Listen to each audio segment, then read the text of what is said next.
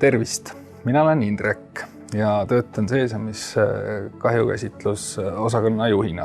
Seesamis kahjukäsitluses on täna 37 töötajat ja on 3 suuremat valdkonda, millega saab tegeleda. Sõidukikahjude valdkond, kus saab avariisid lahendada, varakahjude valdkond, kus saab hoonete ja seadmete kahjudega tegeleda ja isikukahjude valdkond, mis puudutab reisikindlustust, õnnetusjuhtumit ja tervisekindlustust. Ja lisaks on tugiüksustena 3 tubli juristi, kes mida aitavad, ja ka assistentide grupp.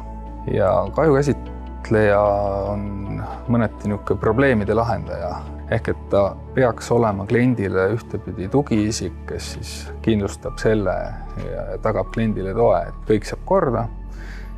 Ja teistpidi muidugi ta peab olema väga hea läbirääkija. Ta peab oskama ka edukalt põhjendada ja selgitada negatiivseid otsuseid. Tööle tulles on Seesamis küllaltki põhjalik sisseelamisprogramm koos erinevate koolitustega, et saab tutvuda erineva valdkonna spetsialistidega ja samamoodi kahjukäsitluses on juba esimestel kuudel juhendajaks kas otsene juht või mõni hea uus kolleeg. Seesamis töötab väga palju oma ala professionaale, kellelt on kindlasti väga palju õppida. Väga positiivsena tooksin välja just selle, et meil on tugev ja kokkuhoidev meeskond.